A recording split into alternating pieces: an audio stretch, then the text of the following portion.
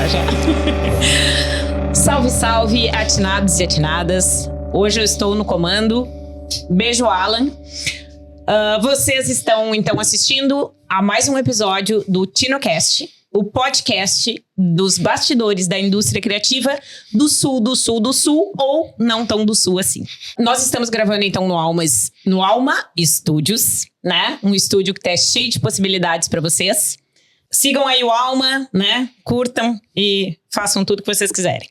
Também vamos agradecer aos nossos apoiadores, a Zós Cerveja, que tá sempre aqui com a gente nos nossos copos e nos nossos corações, e também a Lacute Pizza, que são os nossos apoiadores e estão com a gente desde o primeiro episódio, fazendo com que a gente realmente possa estar aqui e entregando este conteúdo maravilhoso para todos vocês. Porque papo sem cerveja... Papo sem cerveja não dá. Se vocês gostam, né, dessa iniciativa, do nosso conteúdo e dos nossos assuntos, tem o nosso QR Code aparecendo aqui na tela. Ele vai para o nosso Instagram. Temos o nosso YouTube também. O nosso Apple Podcast.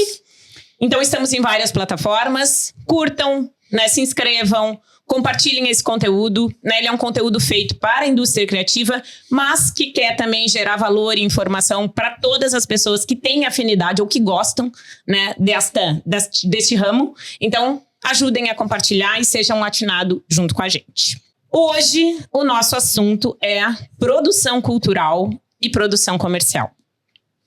A importância das leis de incentivo para a produção cultural, diferenças para a produção comercial sustentável da cultura. Trâmites para incentivo, como funcionam as leis, qual o segredo para um projeto ser aprovado? Existe um segredo? O segredo? Os cases de produção de artistas nacionais em Pelotas, quem foram eles, quais os cases e a Shakira. Os nossos convidados de hoje, então, são Rodrigo Demarte. É músico, escritor, jornalista e produtor cultural nascido em Pelotas em 1974. Mestre em educação profissional e tecnológica, tem especialização em marketing estratégico digital e desenvolvimento de jogos digitais. É cofundador da Imagina Conteúdo Criativo, onde atua em projetos culturais e educativos, além de selos musicais e editoriais. Como músico, integra a banda Dois Divanas desde 1995 e lançou projetos como The Dancing Demons e Departamento D. É autor de livros como Um Outro Pastoreio e Zeca Bum, Chaminé Não é Vulcão, premiado no Prêmio Minuano de Literatura. Atualmente, trabalha na Secretaria da Agricultura do Rio Grande do Sul e prepara novos lançamentos literários e musicais ainda para 2024. Bem-vindo, Rodrigo. Olá, muito obrigado por me receber e receber essa figura fantástica aqui para tratar de um assunto ótimo. Então, @Rodrigo Demarte, a cultura é cíclica e híbrida e tudo é uma grande invenção. Vamos desdobrar isso depois. O nosso segundo convidado é Jarbas Melo, o Mala. A vida de shows teve início, então, em 1994. Após alguns anos de produção, a empresa Conexão VPI foi criada em 99. Ao longo dos anos, fez vários shows em nível estadual, nacional e internacional em Pelotas, Porto Alegre e Santa Catarina. Após a pandemia, a Conexão teve uma parada, né, em virtude da dificuldade, que imagino que ele comente aqui para nós, financeira de seguir as temporadas de shows. Quem não se abalou com a pandemia? Eventos como Quinzena Gastronômica, que são dos parceiros Felipe Lang, Gabriela Melo e Sadi Homrich, que já esteve aqui com a gente. Agora ele vai me corrigir. Para o ano de 25, temos projetos preparados que estão em fechamento com artistas de renome nacional. Bem-vindo, Mala. Muito obrigado pelo convite. Mala desde 82, né? Então, @Malamelo. E eu tenho uma frase que é a produção de eventos está no sangue. Então, a gente para, mas não consegue parar. Então, a gente tem que seguir. Até ficar bem velhinho. Muito bem. Comigo aqui o meu co-host, Cuca. Quando se tem um filho aos 50 anos, isso é uma produção cultural ou uma produção executiva? é o maior projeto da vida. @Cuca em comum. Bom, e a minha frase, então, é: só tem resultado quem faz. Vamos começar a falar de produção?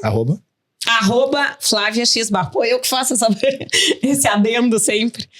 Então, agradecer, né, imensamente a presença dos dois aqui, ao aceite. Então, vamos começar. Vamos? Quer lançar? Eu queria dar um comentário aqui, para não esquecer desse comentário. A Moreira e Melo, que antes não era Moreira e Melo, começou em 99. Mas o nome Conexão VPI, o criador está aqui do meu lado. Olha! Entendeu? Quando estávamos trabalhando juntos na Secretaria de Cultura, e nós criamos um selo VPI, que ele poderá explicar para vocês o que quer dizer. Bom, então vamos começar aí, vamos voltar a 2001. 2001, Secretaria de Cultura de Pelotas. Eu assumi primeiramente para ajudar a organizar os projetos culturais naquele ano. Quem estava de coordenador era o Luciano Melo, né? E em seguida o Mala apareceu lá para também dar uma mão nessa parte mais executiva, né? Eu tratando mais da questão da articulação e de elaboração de um projeto, mais na questão de uma política cultural, né? E depois o Felipe Lang também, né? Felipe Lang já estava antes de mim. Já estava lá, antes de mim. né? Isso, estava junto com o Luciano. Luciano Cardoso. Com o Luciano Melo. Ah, não, é o Luciano Cardoso também. O Luciano também teve antes. Eu assumi o lugar do Luciano Cardoso. Isso, né? do Luciano Cardoso. Então, estávamos eu, Mala, o Felipe Lang, o Luciano Melo, e em determinado momento a gente resolveu para as coisas fluíssem, precisávamos de alguma coisa assim para, digamos, botar os sentimentos para fora, de exorcizar demônios e tal. E aí a gente criou um selinho que inclusive foi um carimbo, que era o VPI, que é o Vai Pro Inferno. Que era uma coisa assim, uma brincadeira interna, que acabou depois sendo agregada, né? E fizeram o carimbo, todos. Existia aquela burocracia chata, sabe? E eu e ele éramos muito diretos, queríamos resolver tudo ao mesmo tempo. Então, quando chegava certos documentos que a gente não gostava, a gente resolveu carimbar o VPI. E devolvia o documento com o VPI. A gente dizia que era via de processo indefinido, alguma coisa, mas na realidade era vai pro inferno. Não, visto pelo interessado. Também. Era o que a gente chamava. Não, visto pelo interessado. E carimbava aquele documento e mandava de volta pra burocracia. Mas o que a gente queria mesmo é, vai pro inferno esse troço, vamos lá que nós temos que botar a mão na massa, que tinha muita coisa para fazer. E realmente a cultura é cíclica e híbrida, né? Já voltaremos a falar disso. E tinha muita coisa para fazer. Aquele ano, eu fiquei um ano aí, depois eu fui trabalhar na TVE, na televisão educativa, em 2002. Então, foi, digamos, quase um ano e tinha muita coisa para fazer. Eram os projetos locais de música, de artes cênicas, de dança, os projetos de carnaval, projeto também de gerar intercâmbios nacionais. A gente tinha descentralização também da cultura nos bairros naquele tempo. Isso, tinha. E a gente tomava o nosso tempo, que era um absurdo. Então, assim, tinha que também colocar esses projetos no teatro, começar a abrir os editais, e aí ao mesmo tempo vinha aquela burocracia, a gente não carimbava, ficava no cantinho e o documento ia lá virar oficial com o visto pelo interessado. Essa é uma coisa que ninguém sabia, a gente está comentando agora, porque a gente está se divertindo, já passou o tempo. Já passaram-se 20 e tantos anos. Tá, mas deixa eu te perguntar uma coisa, então pra gente já engrenar no nosso assunto aqui. Sim. Eu vou te perguntar duas coisas, que uma é interdependente da outra, tá? Explica, para quem não sabe, qual é a importância de um financiamento cultural para um país, né? E depois nos conta quais são os segredos para aprovar um projeto. Puxa, mas aí tá pouco tempo. Não, mas aí eu falei que uma hora ia ser pouco. Com o teu poder de comunicador, tu vai conseguir. As maneiras de você viabilizar um projeto são inúmeras. Uma delas é o. Tá, mas primeiro fala da importância, pra gente ir numa. Cara, a importância é você ter um retorno do imposto, né, entre aspas, que você paga para gerar bem-estar social, cultural, educativo, enfim, né? voltando, as maneiras de se realizar existem as leis de incentivo, mas existem também os caminhos comerciais e os caminhos colaborativos, né? Então, vamos começar pelas leis de incentivo. Hoje há agora a SALI, que é a antiga Lei Rouanet, tá? Que é a captação com isenção fiscal via imposto de renda. Então, a pessoa escreve um projeto, tem toda uma burocracia, né? Para tentar depois ter um patrocinador que vai pegar parte do que ele colocaria para o governo dentro de um projeto cultural. A mesma lógica é para a Lei de Incentivo à Cultura do Estado, a LIC, tá? A LIC, o Sistema Procultura, existe em duas facetas. A LIC, que é a captação via SMS, também elabora, escreve, né, faz o projeto, e o FAC, que é o Fundo de Apoio à Cultura, que aí quando tu é aprovado, tu já tem aquele recurso diretamente colocado, não precisa passar por uma captação. Tá. Bom, pensando isso num arcabouço de todas as possibilidades de uma indústria criativa e da cadeia produtiva da cultura, da economia, né? Isso é uma faceta, né? Uma faceta que viabiliza projetos que, de alguma maneira, são projetos que teriam no seu escopo coisas para novos artistas, para um olhar para a diversidade, para as culturas populares, para uma questão, digamos assim, de fomento e de criação de plateia, que é diferente um pouco do que o Mala vai falar sobre dele trabalhar com artistas já conhecidos e batalhar para viabilizar os espetáculos dele, né? E mesmo assim é um risco tamanho. Bom, fora isso, você tem o crowdfunding, que são os financiamentos coletivos. A primeira edição desse livro, do Um Outro Pastoreio, que é o meu primeiro livro, junto com o Índia Sam. Que era capa dura. Que era capa dura, foi viabilizado através de uma... O pessoal não gosta muito de chamar de vaquinha, né? Porque aí o pessoal acha que é a vaquinha lá, que é outra coisa. Mas é um crowdfunding, financiamento coletivo. Você estabelece o que você quer ganhar e cotas, e as pessoas vão ajudar você a fazer isso. A Doidivanas, a banda Doidivanas, do qual eu e Cuca aqui participamos, fez isso no primeiro álbum, no Liberpump, em 98, inspirado também no que Nelson Coelho de Castro e Ney Lisboa fizeram no final dos anos 70. Sem site, sem nada, era no ticketzinho. Isso, ali e mesmo no Pastoreio não tinha ainda as plataformas, deu muito destaque ao projeto do Pastoreio, foi um dos primeiros que fez isso em quadrinhos, né? E na época não tinha blogs também, blogs tinha, não tinha as redes sociais. Redes sociais não existiam naquele tempo. Mas eu tô falando em 2010 aqui, né? Bom, Doidivanas é 98, e o Ney Lisboa e Nelson Coelho de Castro é final dos anos 70 e início dos 80. Então, financiamento coletivo é uma outra maneira. Outra maneira, financiamento direto, a moda antiga, vai lá, passa o chapeuzinho, consegue 1.000 aqui do amigo da esquina, mais 2.000 ali do outro, sim, e até você consegue pelo menos custear de alguma maneira, através de um mecenato direto, a forma de tu viabilizar esse projeto. Assim como vocês têm aqui os apoiadores, que estão viabilizando que vocês produzam esse conteúdo de alguma maneira. Então, a importância de um financiamento cultural é justamente isso, você dar um apoio e um uso de uma verba ou de isenções fiscais para que você estimule a produção de artistas e cultura independente, cultura popular, etc. e tal. Aliando a isso, nós já começamos a falar, existem as políticas públicas dos municípios, dos estados e do próprio país, que também perpassa as leis de incentivo, mas também são ações, atividades e projetos que se fazem a partir dos coordenadores, dos secretários de cultura, de todos os equipamentos culturais que os municípios, estados e o próprio país têm à mão. Então, é mais ou menos por aí. Imagina conteúdo criativo, do qual você foi um dos fundadores, é campeã em aprovar os seus projetos. Né? A gente tenta, a gente batalha. Então, não é que nem o segredo da Coca-Cola, da fórmula da Coca-Cola, mas eu gostaria que tu desse uma dica para quem tá peleando e não consegue aprovar os seus projetos. Eu tenho um porém.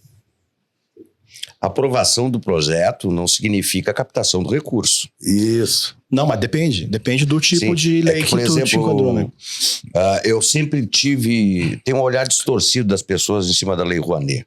A Lei Rouanet é muito boa, só que ela tem que ser melhorada. Por quê? Hoje em dia, as pessoas que comprovam, as empresas que comprovam imposto de renda não são tantas assim que possa ter um valor para colocar dentro do projeto, tá? E o que está acontecendo que eu vejo já há muitos anos? Projetos da Rouanet são aprovados direto, só que a captação de recursos geralmente vai para grandes cantores, grandes empresas, porque quando elas trabalham o seu projeto, já colocam, ela já tem a intenção de patrocínio de alguma empresa. Então, as pessoas falam muito da Lei Rouanet, ela é boa, mas eu acho que tem que existir só um formato que tu possa dividir melhor esses patrocínios entre várias classes e tipos de artes, né? Sim, tirar as brechas que acabam fazendo hoje em dia, com se que... tu olhar bem a Lei Rouanet, ela está colada nos grandes nomes. Digamos que eu tenho uma empresa a nível nacional. Eu quero ajudar a Flávia num projeto de R$200 mil, ou eu quero ajudar o Cuca, que tem já uma banda, um formato conhecido nacionalmente, que eu sei que eu vou botar multidões apoiando o show dele em algum lugar. Então, é em cima disso aí que eu acho que tem que haver uma mudança. Eu concordo e discordo. Pode ser? Pode. Sempre pode. Estamos numa democracia. Não, eu acho que realmente há questões da Rouanet que acabam deixando os patrocinadores preguiçosos, porque eles vão querer aprovar em cima de nomes mais conhecidos, populares, né? Mas a gente, na Imagina, como o Cuca falou, também trabalha fazendo parecer para o Ministério da Cultura, para secretarias do Estado de outros estados, para municípios pequenos, que é um outro lado do balcão. Em vez de tu mandar o projeto, enviar o projeto, você faz a variação de projetos de outros, tá? E dentro da Rouanet há uma diversidade de projetos sendo aprovados que é maior do que mediatizado, né? Se você acessar lá a plataforma Salic, você pode procurar e pesquisar tudo que está lá tanto sendo viabilizado ou não, né? Aprovado não aprovado ou em busca de recursos. Então, em busca de recursos. E outro, um mito. Cara, é muito difícil esse trabalho de captação. É muito difícil o trabalho que se segue a produção executiva de um projeto. E mesmo, milhões. Mas milhões é uma fatiazinha para um monte de gente que vai trabalhar em várias cidades, sabe? Ao artista. Sim, rico. Tem toda a indústria por trás do artista. Isso. Também, não é só o artista. Então, assim, o que eu coloco, e que Yara também coloca, Yara Balgarten, a minha esposa, ela é minha chefe na Imagina Conteúdo Criativo. Eu sou um consultor dentro da Imagina Conteúdo Criativo, que tem 16 anos de atividade, agora completando esse ano. Então, a gente coloca que um projeto cultural não enriquece a pessoa. Esse projeto cultural é para você viabilizar um bem, um serviço ou um produto cultural. E gerar emprego na cadeia. E gera, claro, evidente, porque tu injeta, mesmo que formiguinha, né? Seja projeto de R$30 mil, projeto de R$100 mil, projeto de 1 milhão, projeto de 10 milhões. A gente já avaliou, já passou por diversas etapas com diferentes tipos de projeto e diferentes áreas, de artesanato, circo, música, projeto também de festivais de música, quadrinhos, videogame, enfim, várias, patrimônio cultural. E, então, é para viabilizar um bem ou um serviço, um produto cultural. A partir disso, você tirou da gaveta aquele material e você vai trabalhar aquele produto, aquele bem, aquele serviço que você... Seja um seminário, você vai ver uma peça de teatro. Bom, consegui montar a peça. Bom, aí tem a circulação da peça, né? Consegui montar um mega show. Que beleza, com música. Bom, agora você tem que manter esse show, né? Então, uma coisa é isso. Consegui lançar... consegui produzir meu livro. Beleza, agora tu tem que promover esse livro, né? Então, é uma etapa. Bom, segredos. Acho assim, primeiro, você não consegue botar Nova York dentro de Piratini, tá? Então, vamos começar por aí, tá? Então, assim, geralmente o artista ou aquele cara que tem uma vontade quer fazer uma coisa muito grande, uma coisa, né, é meu sonho e tal, mas tente pensar uma coisa, se você vai começar agora, você quer viabilizar, tente dividir esse sonho em... Então, pega em vez de uma Nova York, vocês vários 1000 piratinizes, né? Adequação ao tamanho do artista e ao público que ele... É um público, Sim, exato. Então, assim, exato. Você tem que também galgar etapas... Segredo 1, é esse aí. Isso aí. Então, né, primeiro. Outra coisa. Tira o teu sonho da gaveta e elabora ele. É um pouco complicado no início, mas você tem. E como é que é isso? Bom, tem uma parte burocrática, você tem que estar com as contas em dia, o currículo organizado, né?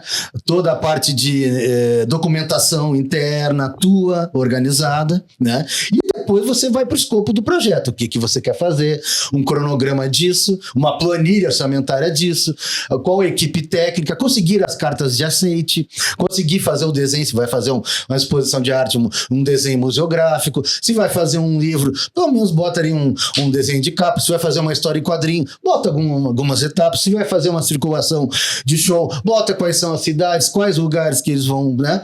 Mas de qualquer maneira, você já tira aquele sonho da gaveta e deixa pronto, tá? Então, mas ele não tem cara de sonho ainda, né?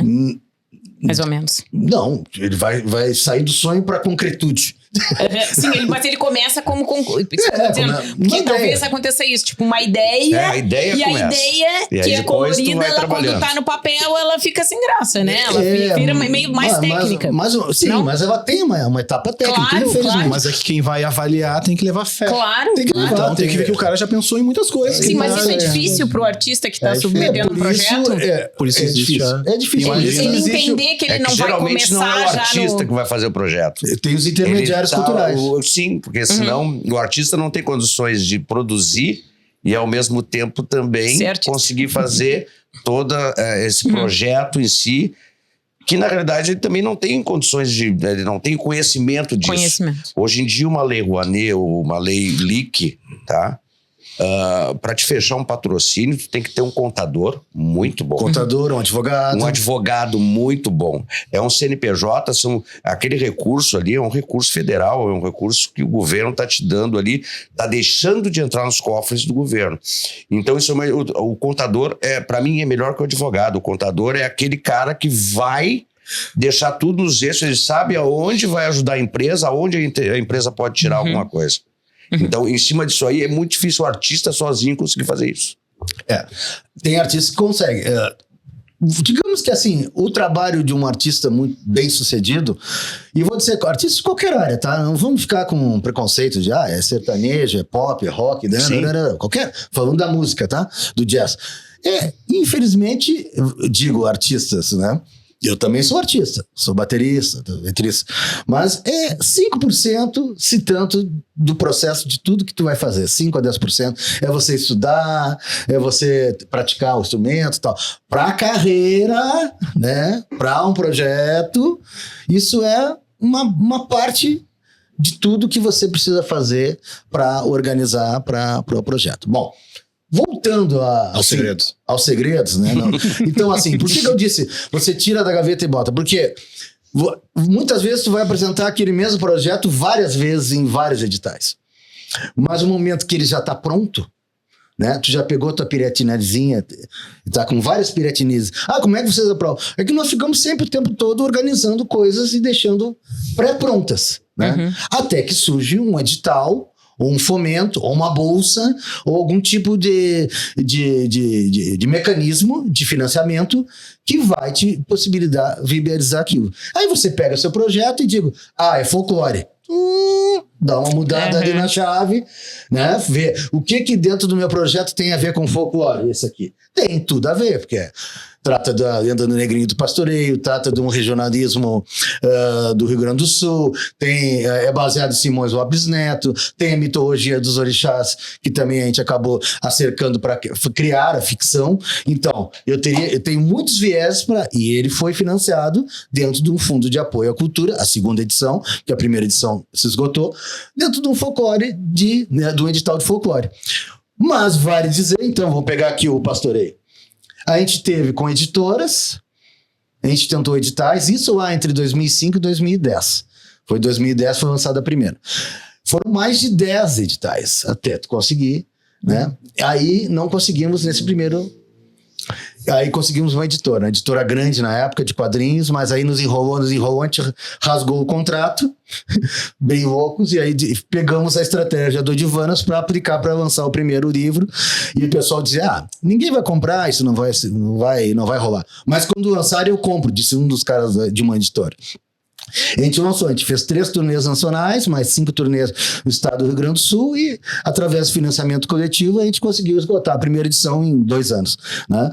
Mas, de novo, em 2020, a gente pegou o mesmo projeto que já estava pronto há 15 anos atrás, 16 anos atrás, readequou ele ao edital de folclore do FAC, do Fundo de Apoio à Cultura, e conseguimos fazer a nova edição do livro. Então, tem que estar com um projeto pronto, tirado da gaveta, a parte burocrática sua, organizada, CNPJ, CPF, todas as contas municipais, estaduais, federais em dia, né? O seu currículo, como eu falei, um portfólio e depois um projeto em si. E aí você fica com aquilo ali pronto para pular dentro de... Quando os aguapés se mexeram, tu pula para dentro. E as contrapartidas, né? Sim. Eu acho que são... Bom, isso é uma coisa que a gente acabou se especializando, uma expertise da Imagina Conteúdo Criativo, é em cima de contrapartidas sociais. Tá? Então, você coloca questões de ações educativas e formativas dentro desse trabalho, né? Acabei fazendo um mestrado em Educação Profissional Tecnológica para pesquisar e me aprimorar mais nisso, de algo que começou a surgir dentro dos projetos. Então, todo e qualquer projeto tem uma palestra, uma oficina, uma escola, um sarau em algum lugar, uma associação de bairro.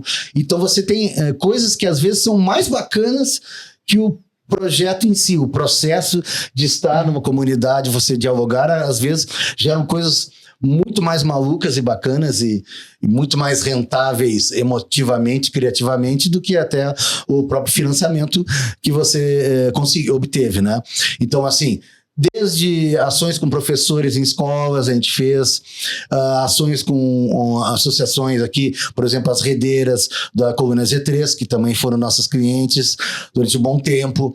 Então, assim, tudo que você consegue fazer de ações educativas dentro de escola, com estudantes, com pessoas em situação de rua, com professores, com estudantes universitários, você vai dialogar, então o artista usa, o projeto acaba mesclando, então, aquela produção de bem, serviço ou produto cultural com ações educativas e culturais, que são o que o Cuca acabou de falar, as contrapartidas sociais. E que hoje, para mim, são tão ou mais importantes quanto o que você quer com um projeto cultural.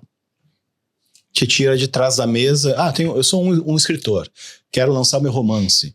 Tá, mas por que uma banca avaliadora vai ter interesse no teu romance? Por que não vai patrocinar uma outra coisa mais social, né? Bom, mas tu pode colocar coisas sociais no teu romance, né? Tu pode transmitir o conhecimento da tua escrita, ou não sei o que, para outras pessoas. Pode pensar em acessórios que complementem hoje em dia, oficinas a tua bem necessidade pessoal de lançar um romance. Workshop, seminários. Não, eu acho que diferencia o teu produto e cria muito mais valor também, né? Naquilo que tu tá fazendo. Aquilo não fica só. Não é só, né? Um romance não é só um romance, é uma coisa gigante. Mas acho que amplia realmente não só na visibilidade, mas na entrega, né? Acho uma coisa mais... A valorização simbólica, né? Isso aí. E prática disso, né? E outro, tira o artista do seu pedestal e faz o artista ir lá na comunidade falar com a comunidade.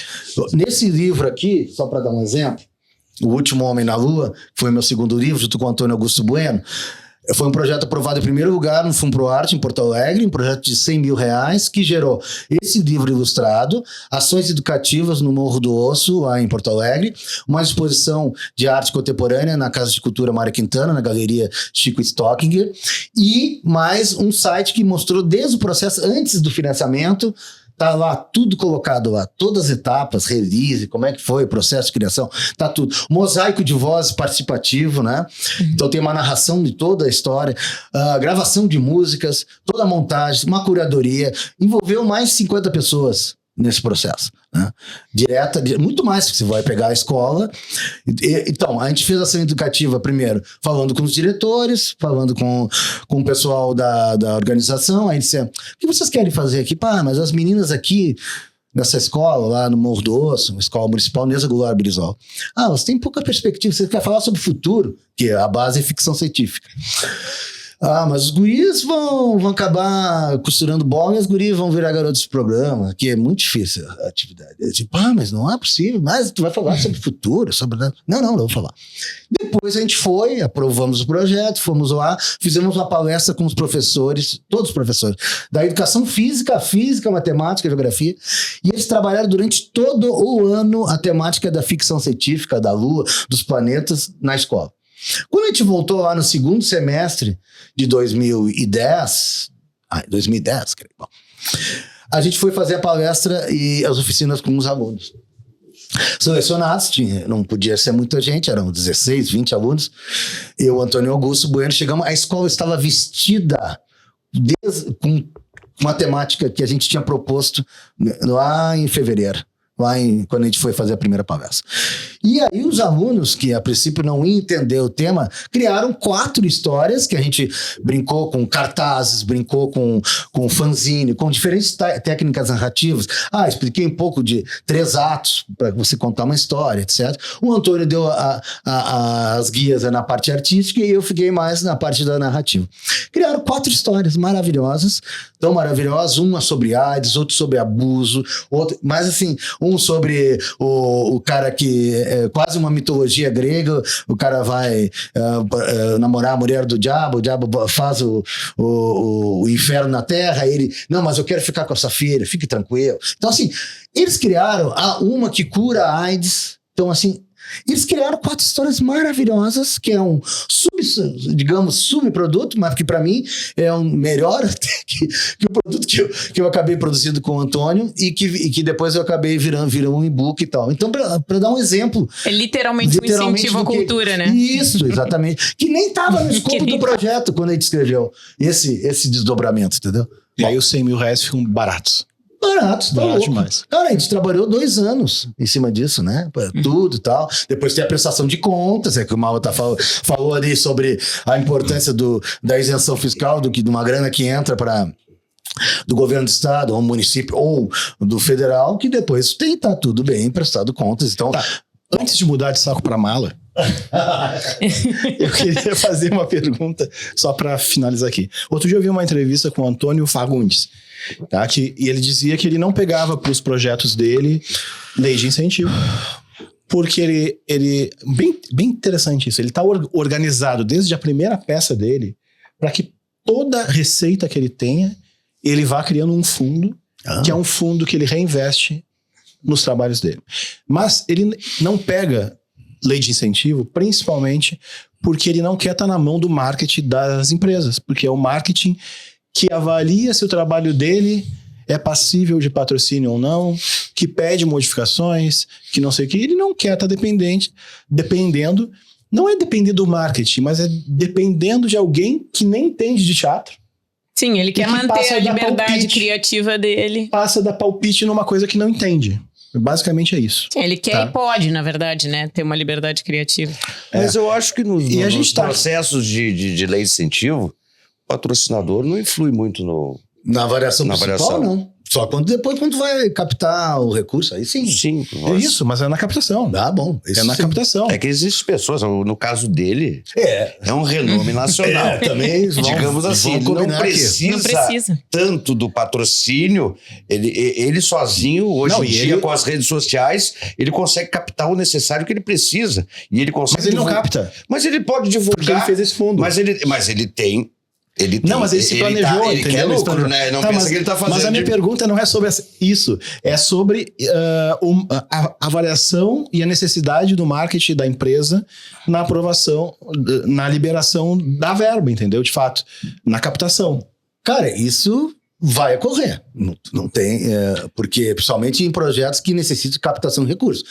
Tem projetos nos quais a Imagina Conteúdo Criativo se debruça, que são de financiamento direto públicos, que aí é só uma banca que avalia e aí você recebe a grana. E aí o legal é que recebe um feedback também no que o teu projeto foi bom ou foi ruim. Exatamente. Já levamos muito ferro. E, como você falou, a prova sempre não é bem assim, mas temos uma boa taxa de aprovação. Agora, voltando ao Antônio Fagundes, ótima a lógica dele, que desde o início, que bom que conseguiu também, sempre conseguir ter sucesso e criar esse fundo interno dele, né? Agora, Mala, né? Para quem trabalha com produção cultural ou com área de cultura, indústria criativa, é difícil ter aquela gordurinha para queimar, né? Mas até nos projetos de tanto, qualquer projeto de incentivo, no mínimo, tu tem que trabalhar 20% da divulgação do teu trabalho e da marca que está te apoiando. Então, não podemos deixar as pessoas que estão te apoiando, elas têm que estar no sistema, elas têm que estar aparecendo junto contigo. Então, por isso mesmo, que daqui a pouco ele pode se achar que vai ficar em segundo plano o trabalho dele. Então, ele prefere aquele negócio mais limpo, clean, que é só dele. Eu acho que é uma opção dele. Agora, é claro que ele é um artista global, que tem uma visibilidade absurda e que bom que sempre trabalhou com uma mentalidade empreendedorística, né? Ou uma gestão de sua própria carreira de uma maneira que se autofinanciou. Beleza. Só queria voltar um ponto ali, tá? Falando dos segredos e tal. Não existe muito segredo, gente. Tem que trabalhar, tá? Mas, assim, quando você manda um projeto para uma lei de incentivo, ou para um financiamento, ou para um edital, para uma bolsa, geralmente você tem 2 etapas. Isso é muito importante. A primeira etapa é a etapa de análise técnica, que eu falei. A análise técnica não vai se preocupar com o teu conteúdo, o que tu quer fazer, vai te preocupar com a tua documentação e a parte burocrática. Então, assim, você tem que organizar a sua vida de alguma maneira para que essa parte esteja ok, porque só aí você já passou 50% do pessoal que vem depois, né, que se inscreveu. Não adianta. Mas eu tô com um IPTU atrasado. Vai te atrapalhar a vida depois. Então, ou consiga alguém que vá trabalhar junto contigo desde sempre, ou alguém que vá pegar as suas ideias e trabalhar. Pague ela, viu? Pague ela. Pague quem for o produtor intermediário que vai trabalhar, você tem que remunerar. Bom, e a segunda etapa, então, a análise técnica, aí a análise de mérito. A análise de mérito é que vai, então, levar em consideração o conteúdo que você está colocando ali. Mas também, se você for analisar, um pouco mais também de uma questão técnica, que é o que você está colocando no cronograma, o que você está dizendo que vai fazer, se é condizente com os valores de mercado, se há um tempo hábil, se o conceito que você está tratando ali, sei lá, diversidade, blá, blá, blá, o que for, está coerente com o que você está escrevendo. Então, se a equipe técnica tem um portfólio que é suficiente para dar, então, suporte a esse projeto, né? Então, se há uma coisa que eu posso dar de dica, então, primeira, você ter toda a documentação organizada, né? Que é a análise técnica. E a análise de mérito, aí sim, envolve uma série de coisas que a gente chama de projetês, né? Que é como economês, como, né, o comuniquês, né? Ir no flow do marketing, bom, né? Comuniquês, né? E tem o projetês. Né? O projetês é isso, é saber decifrar o que o edital, aquela bolsa, aquela lei de incentivo, aquele concurso está pedindo e tentar adequar ou ver se tua proposta se adequa àquilo ali. Não adianta, de novo, botar Nova York dentro de Piratini, nem vender gelo na Alasca. Não adianta. A coisa tem que ter mas eu não passei. Mas tu forçou a barra. Não era. Esse edital não é pra ti, entendeu?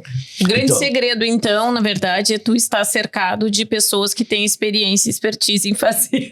Também. Pra estar do teu lado. Né? E estudar. E tem que estudar. Tem muito conteúdo hoje. À mão. Vamos começar aqui, então. Fazer mais um... Aqui, até trouxe esse aqui, que é quase um mimo nosso. Foi o primeiro projeto que eu e a Yara fizemos, do produtor cultural Ale Barreto, que a gente publicou primeiro no Overmundo, na plataforma Overmundo, E na época, isso foi 2008, foram mais de 400 mil downloads dos fascículos. Né? A gente botou em PDF, foi botando lá e tal. Isso alavancou a carreira do Ale. Depois se tivesse o Hotmart naquela época. Isso, tivesse 1 centavo por cada. Né? Depois a gente tentou fazer impresso, aí o Ale já estava meio indo para o Rio de Janeiro e tal. Aí foi um fracasso. Mas o online. Mas o que eu quero dizer? Existe conteúdos como este, Aprenda a Organizar um Show, que é o métier do Malaboy, tá? Mas que diz assim, ó, pré-produção, a pró-produção, ó. Então aqui, ó, necessidade técnica, conhecer quando, onde. Isso tudo o Mala sabe de cor e salteado e 20 mil vezes como fazer. Mas para quem quer, por exemplo, ter uma noção de como organizar um show, um espetáculo seu, ou ver aonde que tá errando, onde que pode melhorar, tem conteúdos como esse. Esse aqui é um conteúdo de 16 anos atrás, né? Hoje existe muito conteúdo que você pode sobre propriedade intelectual, sobre produção executiva, sobre elaboração de projeto. Mas sim, no frigir dos ovos, depois você tem que se cercar de bons profissionais. Bom, então, agora, Mala, conta pra nós as tuas experiências com produção de show, né? Se tem também algum segredo ou não tem segredo, como é que foi no início, né? Como é que... Olha, Flávia, o início era muito mais complicado que é hoje em dia. A rede social hoje tornou tudo mais fácil, né? No tempo que a gente começou a trabalhar, existiam as duas formas. Geralmente a gente tinha investidores, pessoas físicas que investiam para te ajudar, porque na década de 90, os cachês dos artistas eram em dólar. Então, tu não era qualquer um que poderia investir em shows.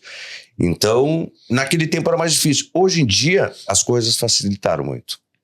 Hoje em dia, tu não tem um investimento tão grande em jornal, TV, e tu consegue chegar mais fácil. Tu pode colocar um evento para daqui a 3 meses, que ele, ao natural, vai se vendendo. Tu tem um tráfego pago na internet e tudo mais. No meu tempo, não. No meu tempo, tu tinha que fazer uma mídia agressiva nos últimos 30 dias, porque o custo era altíssimo. Não, tinha que ter um ponto de venda também, né? Sim, naquele tempo não existia máquina. Pô, gente, estamos falando de 99, não era qualquer lugar que tinha o ingresso online. A máquina de cartão de crédito e de débito eu tinha, eu me lembro. Tinha, mas não era assim, os custos eram altíssimos, tu não conseguia ter 3, 4 máquinas. Não, até o ingresso pontos. Era um custo, né? O custo do ingresso era por ingresso emitido, né? Então as coisas mudaram muito. Então as despesas daquele tempo eram infinitamente maiores que hoje. Inclusive de coisa que eu acho que é um ponto que tu gostaria de tocar, até ECAD mudou. ECAD nós tínhamos uma taxa de 10%. Hoje em dia, a lei da meia entrada... 10% da bilheteria? Sempre foi. Porra! Existem 2 formatos que é cobrança de bilheteria. O ECAD, que é 10%, que são os direitos autorais, e o SBAT, que é no caso do teatro. Só que o SBAT é assim, 10% vai para o autor da obra mesmo, e 1% vai para a manutenção do SBAT. Que no meu caso, eu acho que era bem mais interessante tu poder mostrar para onde está indo arrecadado o teu dinheiro. Tá? Então, essas taxas, com o tempo ali, a meia entrada era muito ruim. Eu fiz shows de estar com um teatro cheio e eu saí sem 1 centavo lá de dentro, porque 80% era meia. Hoje tem uma lei que 40% da capacidade que tu pode trabalhar meia. E o governo, tanto federal, municipal, estadual, ele nunca te deu um incentivo para cobrir essa meia entrada. Tá? É diferente, por exemplo, de uma passagem de ônibus, que é uma concessão municipal. Eu não estou pedindo concessão para ninguém, eu estou investindo uma verba, comprando um show, tá? Então, e aí eu estou subsidiando uma coisa que o governo tinha que me ajudar a subsidiar.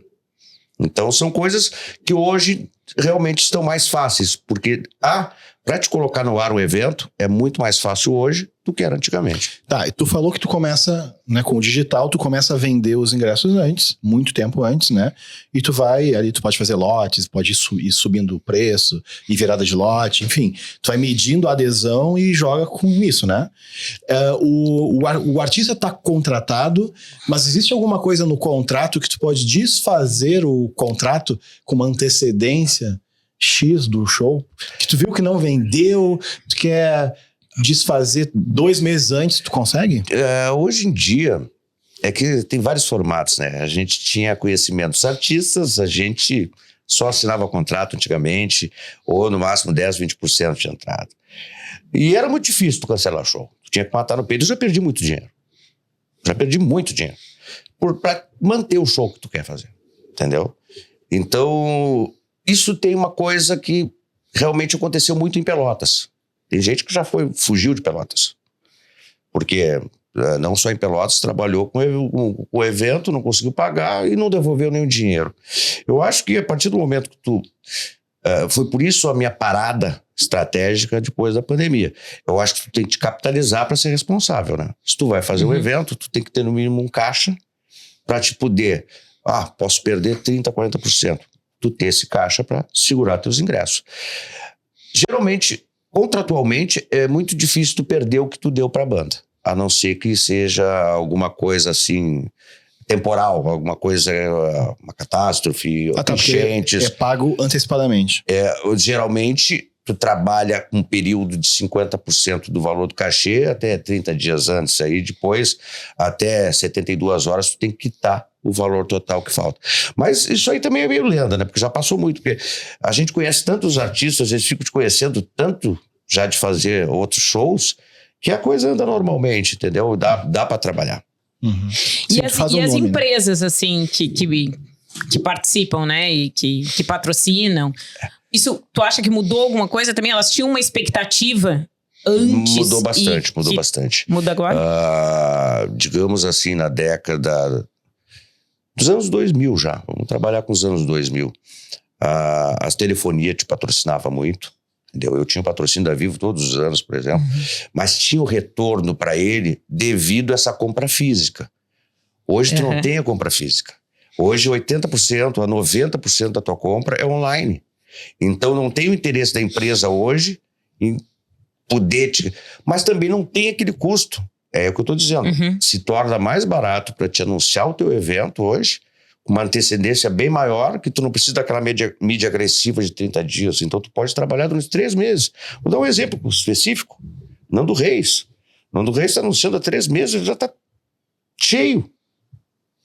Mas por quê? O produto é bom, a mídia foi bem colocada, entendeu? Na rede social. Quando o produto é bom, ele vende. Entendeu? E ao mesmo tempo, quando o produto não é grande coisa, vende também, em cima do tempo e da mídia massiva que tu tem de rede social. Tem uma coisa que me atormenta muito, esse negócio da área VIP. Em alguns lugares, eu tenho a nítida impressão que não tem limite de ingressos vendidos para a área VIP. Então eles vão vendendo, e só vão empurrando a grade para trás. Isso acontece? Acontece. A área VIP, assim, é exatamente o que tu falou. É mexer a grade para trás. Daqui a pouco tu tem um público... Já me aconteceu isso aí, mas geralmente a gente tinha um limite, porque senão depois... A área VIP, na realidade, ela tem que ter uma fila independente de uma pista. Então, a gente vai aprendendo que não deve tentar ser guloso e pegar. Mas acontece do pessoal aumentar, porque a possibilidade de ganho é muito maior. É um ingresso que, no mínimo, tu está cobrando 60% a mais daquela área ali. Tá? Mas existem várias coisas hoje que tu trabalha, backstage, onstage, criam esses ambientes, tá? Que não é muito mais a minha linha, né? Minha linha mais é teatro. Eu gosto de trabalhar no teatro, para mim é uma coisa que é bem mais legal, é bem mais interessante trabalhar até com o próprio artista do teatro. Mas nessa parte aí, hoje em dia são criados vários ambientes justamente para isso, porque tu pode captar mais dinheiro, tá?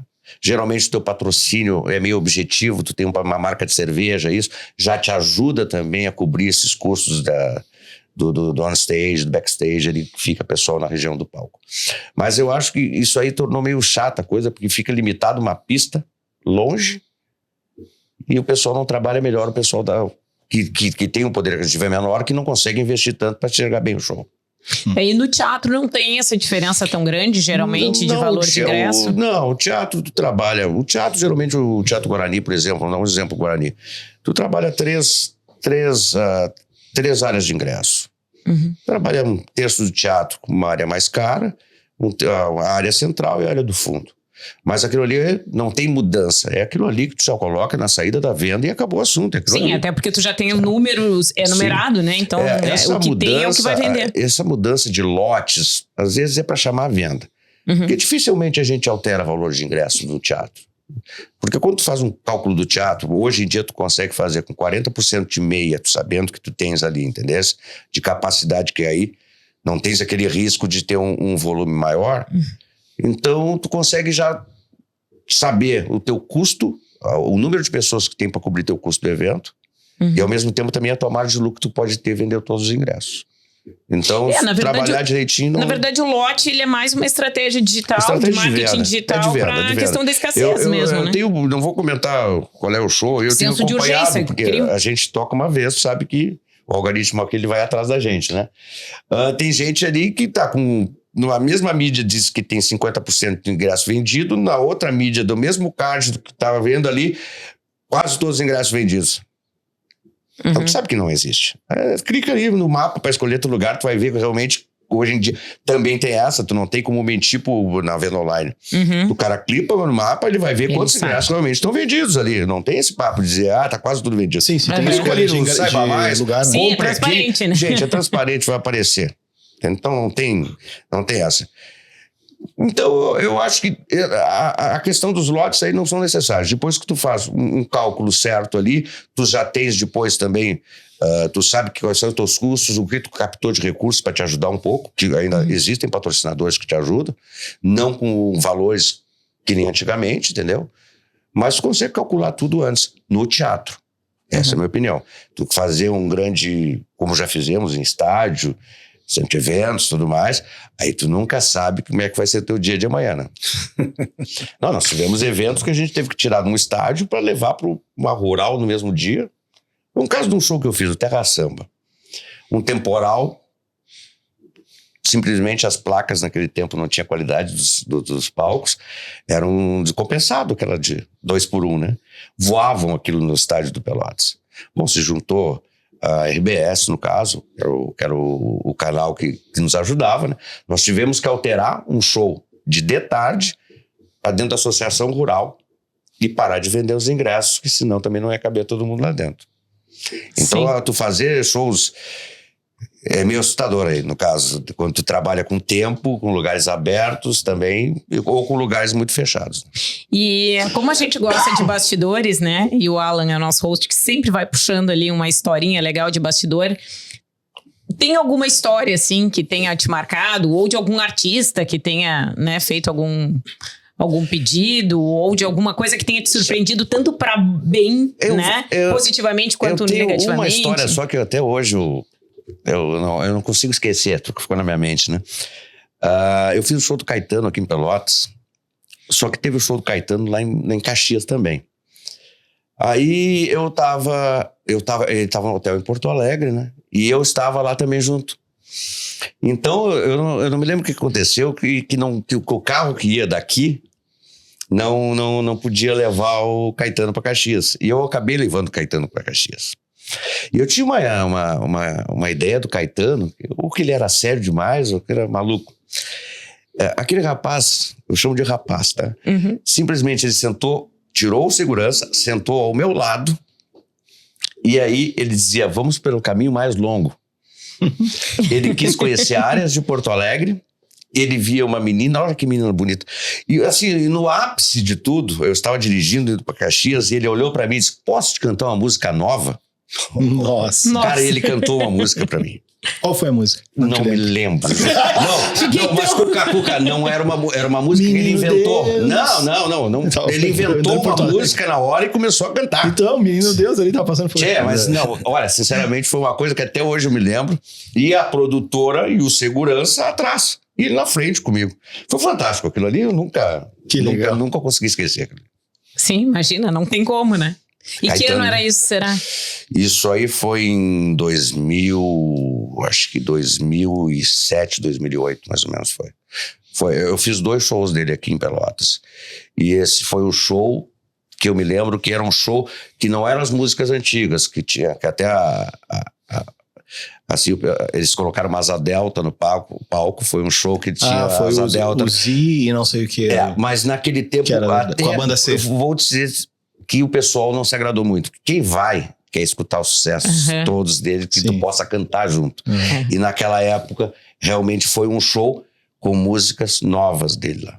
Que foi feito aqui e em Caxias também. É a fase que eu mais gosto recente, né? Com a banda de rock, né? Que ele toca com... Sim. Então, já que tu falou uma passagem, assim, positiva de um artista que te surpreendeu, eu não vou pedir coisas negativas de artista porque fica constrangedor, né? Mas me cita outro artista aí que tu teve uma impressão boa, assim. São vários artistas. E eu vou dizer o seguinte, o artista nunca é o artista, não é o chato da história. Digamos assim, na década de 90, quem te incomodava era um produtor de camarim, que olhava pra ti, realmente o artista não consumia o que tinha dentro do camarim, e ele dizia, tá no contrato, se tu não obedecer isso, aquilo ali, o artista não sobe no palco. É difícil, eu tenho experiências assim de artistas, não sei se posso citar nomes. Pode. Eu acho que são um pé no saco, Humberto Gessinger, tá? Ana Carolina, mal educada. Não sei onde vai parar isso aqui, mas eu acho. Já eu fiz o show dela já, tá? Mas, cara, ela não olha pro lado. É uma pessoa que não tem. Então tem vários artistas, mas tem artistas maravilhosos, gente. Tem artistas maravilhosos ali. Então, pessoas simples, pessoas boas de conversar. Dizem que essas exigências que fazem estranhas é pro cara ter certeza que tu prestou atenção em todos os detalhes e que o palco tá ok, os equipamentos estão ok, porque se tu presta atenção que ele quer uvas se tu chega nesse nível de preciosismo, não sei o quê, não, mas 47 uvas verdes. Sim, se o cara é tão rigoroso, o resto... conhece bem. Cara, uma produção de um artista grande, ele tem um cara que cuida só do palco, um cara, bom, nem só de palco, vamos falar em monitor, PA, camarim, então tu tem um responsável de cada lado por isso aí, então o cara que tá cuidando do palco não tá preocupado com o camarim, entendeu? Então, isso aí são coisas antigas. Eu vi muita banda aqui com uns camarins absurdos, entendeu? Que no final do evento, os roads que davam, cara, eles levavam caixas térmicas embora do produto que tu gastava um absurdo para colocar lá dentro. E hoje em dia eu acho que já tá mais, a coisa melhorou bastante. Existe um consenso entre os artistas que era meio abusivo essas coisas. Mas tem artistas também que nunca fiz o show, mas Luciano Cardoso fez, Lulu Santos, que naquela época não tinha sushi em Pelotas, tiveram que buscar em Porto Alegre pro cara comer sushi de noite, né? Vamos se adaptar à sua região, por favor, né? Quem é o artista que tu trouxe que galgou maior expressão? Na cidade de Pelotas? Não, mas que galgou depois que tu trouxe, que se virou assim um ícone de alguma coisa. O exemplo que tu tinha dado da Shakira é um deles, né? A Shakira, quando a gente fez pela primeira vez aqui, nós fizemos... existe uma empresa que naquela época se chamava WCR, que é lá em São Paulo, que depois virou a Mondo, tá? A WCR tinha um bageense chamado Fábio Pastorini, amigão meu que mora em Washington agora. E ele falava muito bem espanhol, a WCR bancou ele foi para Colômbia.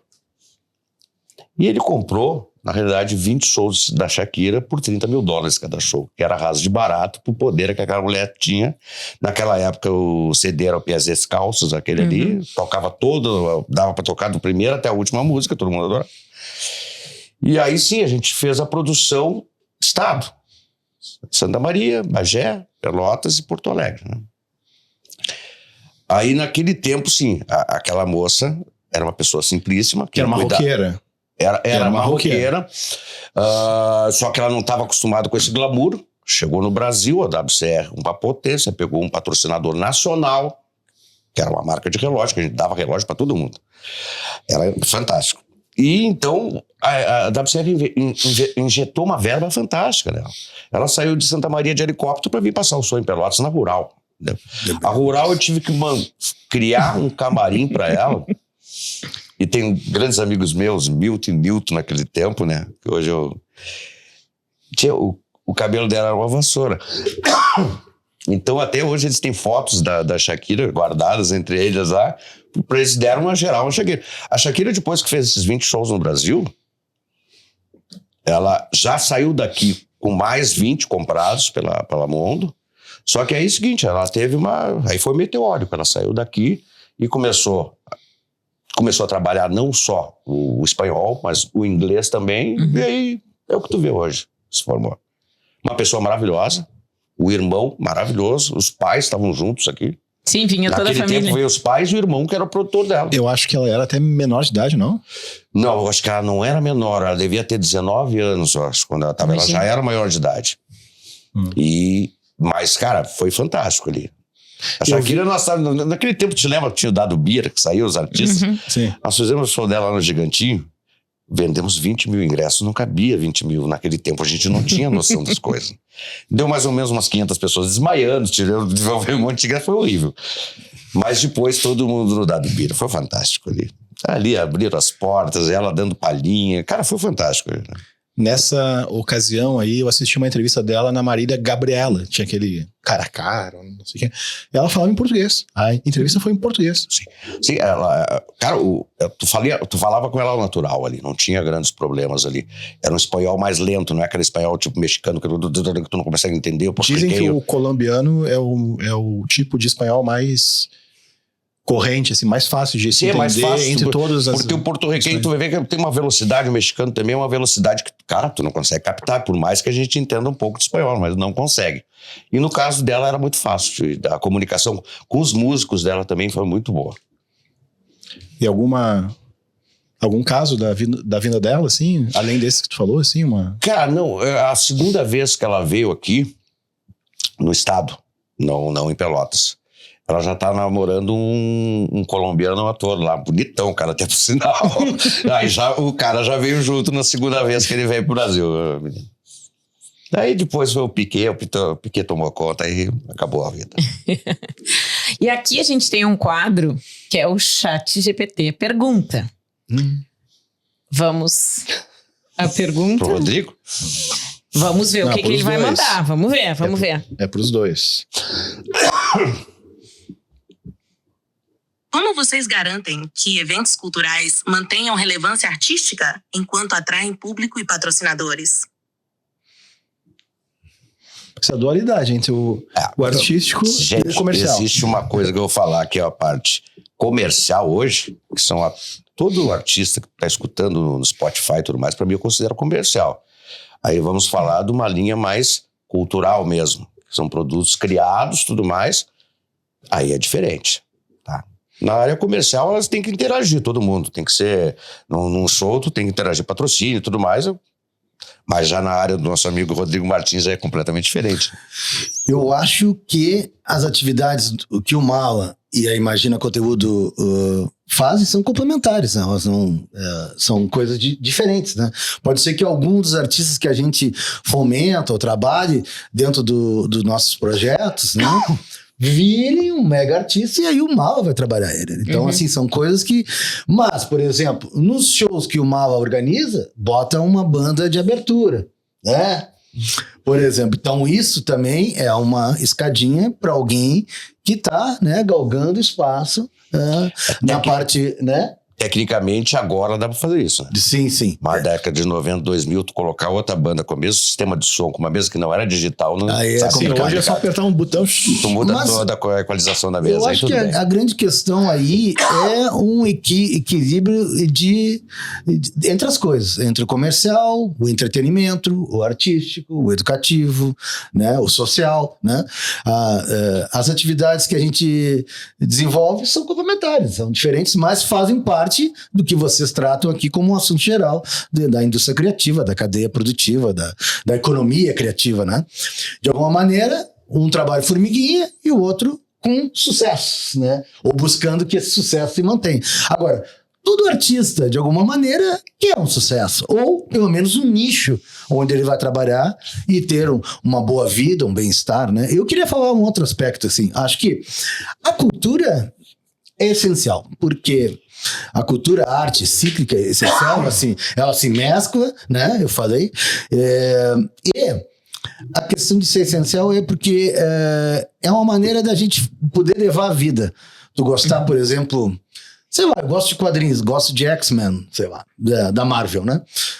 Aquilo é uma coisa que desde guri me atrai e eu sigo hoje mostrando para os meus filhos e é uma coisa, então, que me leva. Ou uma canção de um artista, um show de um artista que te ajuda a viver a vida, né? A arte, uma pintura, um livro, uma citação, uma poesia, uma canção, uma fotografia, um videogame, né? Algo que te leva, de alguma maneira, à frente e que te faz dar um sentido à vida. Então, acho que, mais do que tudo, o que a gente faz é, de alguma maneira, fazer que as coisas tenham sentido, né? Não seja só questão de ir para o trabalho, voltar do trabalho, né? Então, tá lá escutando uma música, tá curtindo. Mas que, então, a cultura é essencial e que ela faz parte, então, da vida de todo mundo. Sempre tem alguém que tem alguma coisa predileta e que quando toca, o coraçãozinho treme, balança, rola quase uma lágrima ou rola lágrimas. Então, acho que o trabalho mais fundamental nessa pergunta do ChatGPT é que seja algo que dê sentido à vida, que seja sustentável e que faça esse equilíbrio entre arte, economia, entre social e cultural, entre mega sucessos e pequenos sucessos. Acho que é por aí. Tu falou de bandas de abertura de show e tal. Tem uma lei, né? Como é que é essa lei? Que tem que ter um artista nacional para abrir um show de internacional? Não, só se for dentro de projetos, que eu não tenho esse conhecimento. Se eu compro a tua banda, bom, o show é meu. Eu boto quem eu quiser em cima do meu palco. Mas teve uma época que tinha, não teve? Cara, não sei. No estado, não tinha um troço que tinha que ter um regional. Cara, acho que tipo, mas eu acho que Roger Waters. eu acho que é igual, eu acho que é dentro de projetos. Dentro de projetos culturais. Seria uma contrapartida, né? Como tu colocar, entendeu? Mas não, por exemplo, até tecnicamente é complicado. Roger Waters veio, quem abriu foi o Borghetti. Foi porque o Roger Waters quis? Sim, mas pode ter existido uma negociação já, entendeu? Jamais tu vai conseguir colocar alguém se não tiver dentro do seu contrato com uma negociação feita previamente. Senão, não existe. Eu acho que o artista, o produtor vai dizer, não, eu gosto de ter um artista que faça abertura. Uhum. Então é uma coisa do... Ou se é um projeto financiado, que talvez isso esteja lá no escopo da participação social. Mas aí, quando o contrator já vai estar no escopo do projeto, ali mostrando que eu sou obrigado a colocar alguém para abrir. Eu não gosto muito dessas coisas de obrigatoriedade, de ser obrigado a fazer uma coisa. Eu acho que as coisas têm que fluir, né? No caso ali, se dá um espaço, se o artista acha que é legal que botar, legal, né? Agora, forçado, acho meio forçado. Forçado, acho meio forçado. Mas isso que o Rodrigo estava falando... Antigamente, em shows, por exemplo, vamos falar na linha do teatro. Botar uma banda de abertura num espetáculo que começa às 21, mas não existe. Para mim é complicado. Sim. As pessoas que vão ali, elas querem sair às 11 horas, ainda tentar curtir um restaurante, tem pessoas que vêm de fora, então... Tem um time, as pessoas vão 8 e pouco para pegar seu lugar, tranquilamente. Não rola, então é difícil. Já em outros eventos em que aí tu tens um pensamento diferente, vou falar como, no caso, um empresário.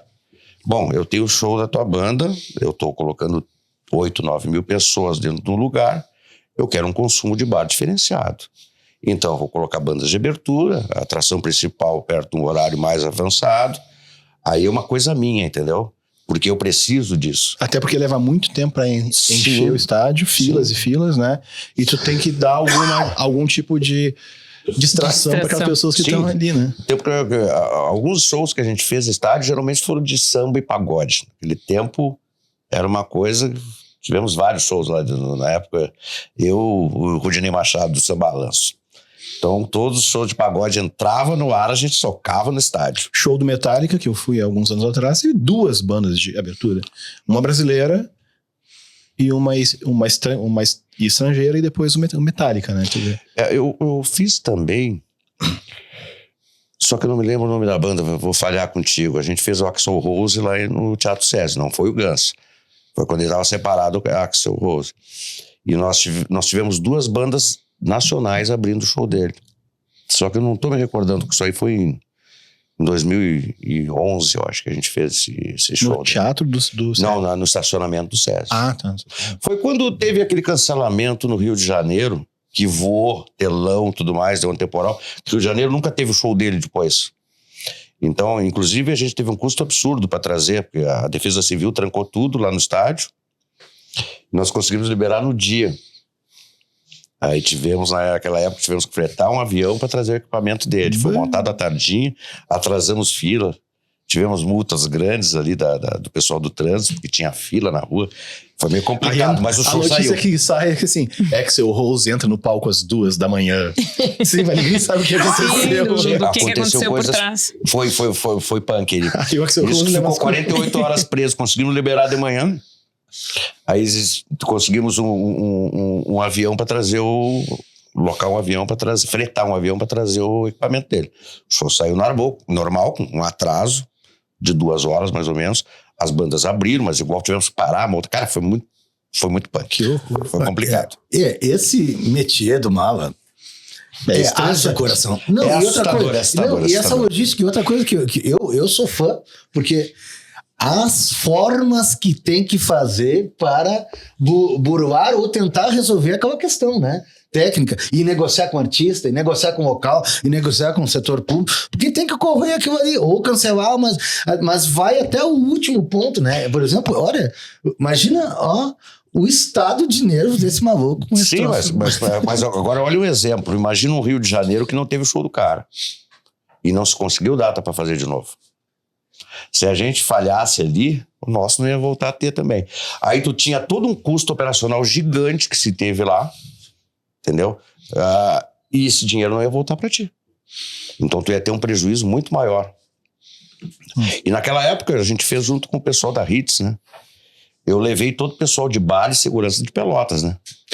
Que beleza. Foi a coisa mais linda, aquele monte de ônibus chegando, o pessoal que trabalhava, todo mundo chegando. Os bares foi o pessoal todo de Pelotas. Isso é emprego e renda na cadeia produtiva da cultura. Mas e uma questão de confiança também, porque tu trabalhar em outro centro que tu não conhece ninguém é complicado. Sim, claro. Tem os nego velho que são... Claro, responsabilidade. É terrível.